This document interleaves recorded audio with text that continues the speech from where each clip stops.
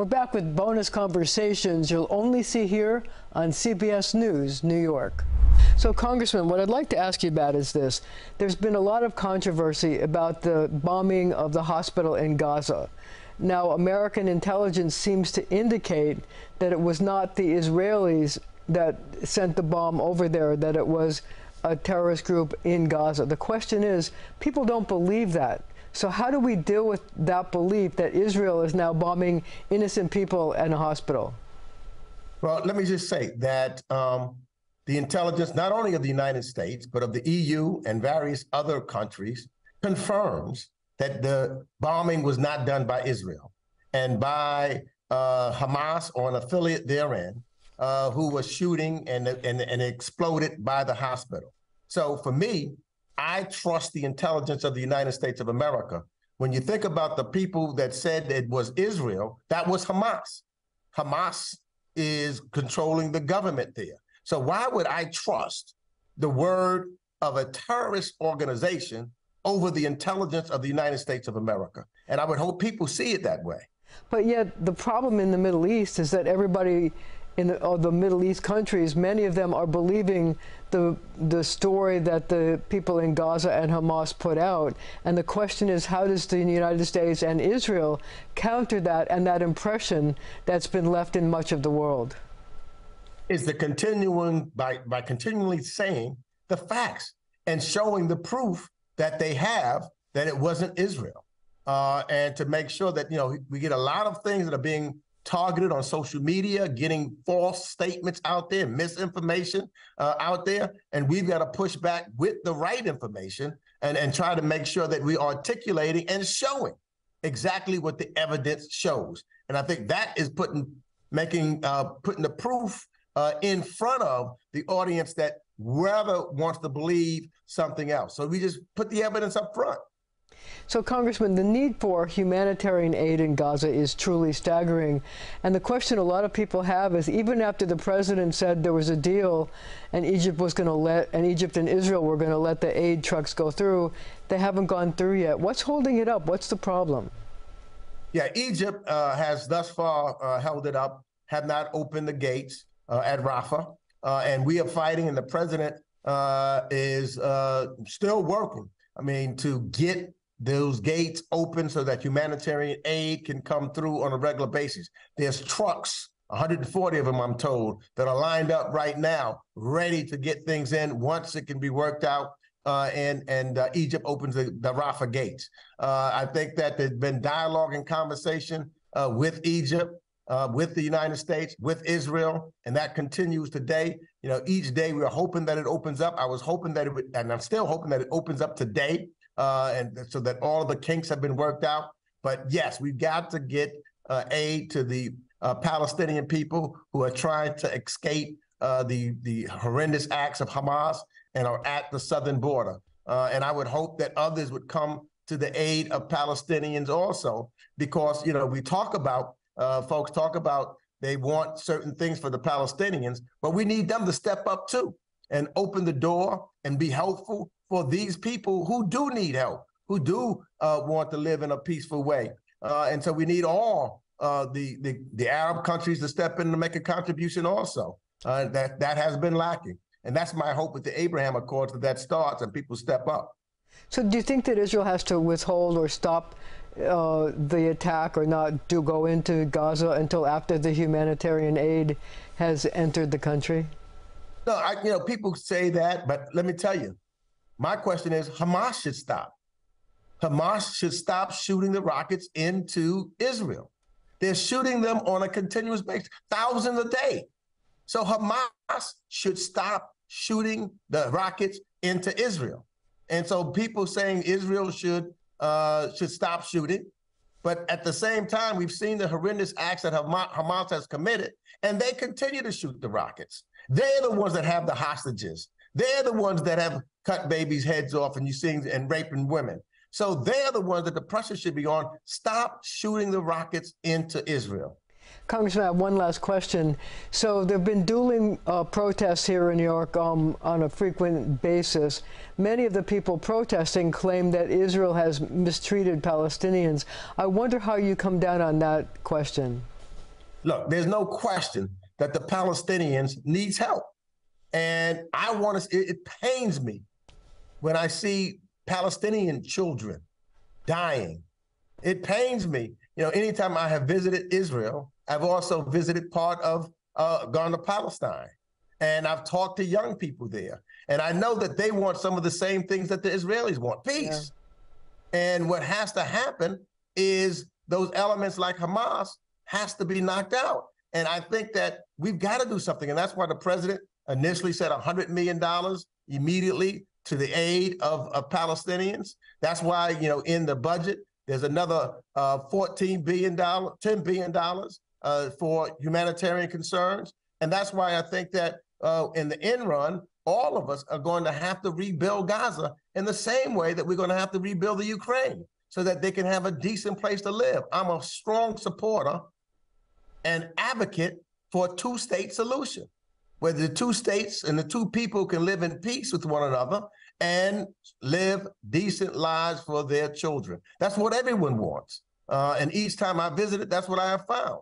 But we can't do this when one side, you know, and particularly we're talking about Hamas, says the other side can't exist. That's not peace.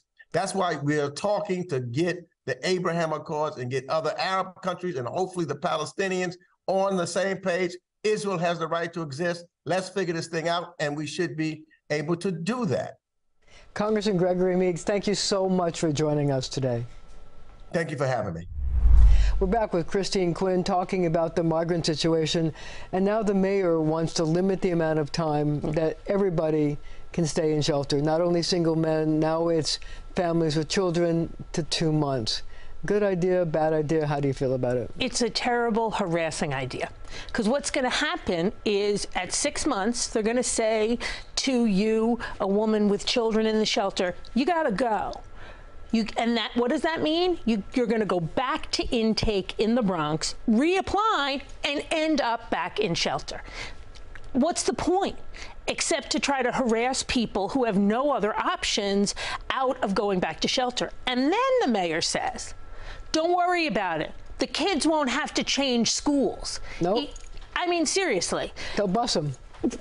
Yeah, because they do that so well, busing students. So it's harassing. It's really going to screw up the children's school. And I have to say, as it relates to the asylum seekers, the one department that has done a good job is the Department of Education. So why should we mess with that? And we know after being forced to reapply, most of these families are going to go back to shelter. So it doesn't really, you know what, there might be some day in the middle there where the numbers will be low and they'll claim victory. But that's not really true.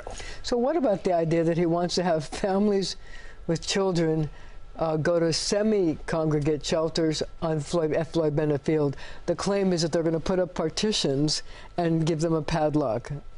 I mean, that's like being a little bit pregnant. You know what I mean? And seriously, they're going to be in this unsafe, unsecure space with single men around, with children. It is a terrible idea. And all of the legislation and legal history of homeless families relates to them having to have a private locked room. Now, this is where the Governor Hochul, should step up. There are state properties in the area, in the city, that she could make available, and we could prioritize those for children. So, but I have to ask you this question. Clearly, when Eric Adams was elected mayor, he had no idea right. that this was going to happen, that there was going to be a migrant crisis.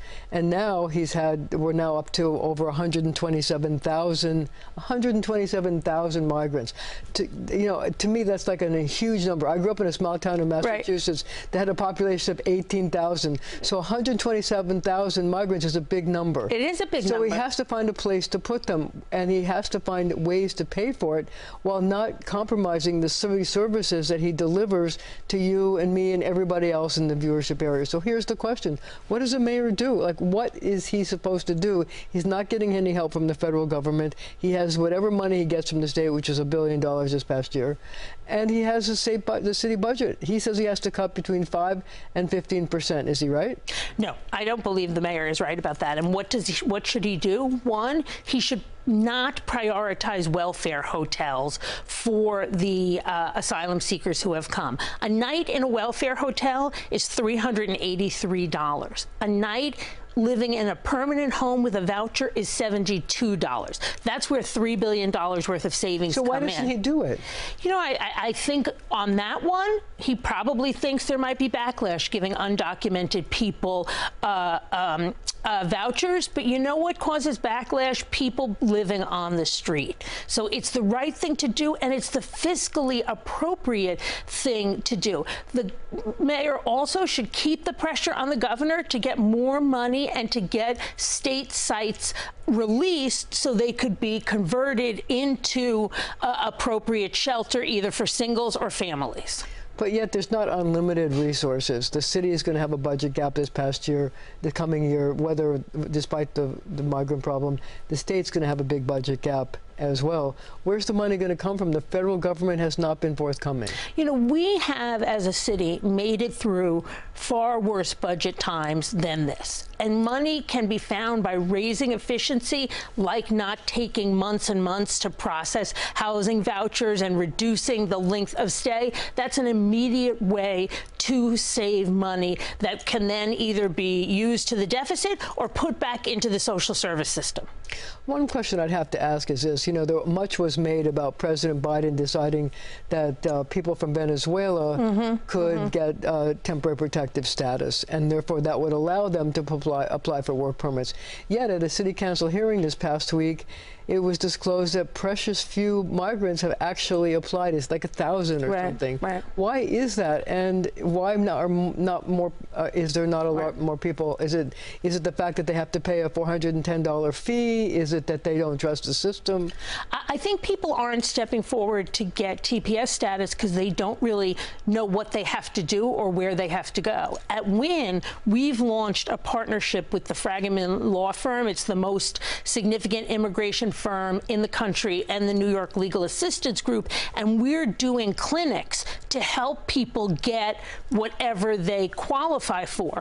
What the mayor should do is put a call out to every big law firm in the city of New York and say, you have to join a legal clinic where you will sit with these individuals and take them through the process to get TPS or whatever else. The mayor's bully pulpit could cause that to happen like that. So the mayor's bully pulpit also says that within a short period of time, New Yorkers are going to see people sleeping on the street.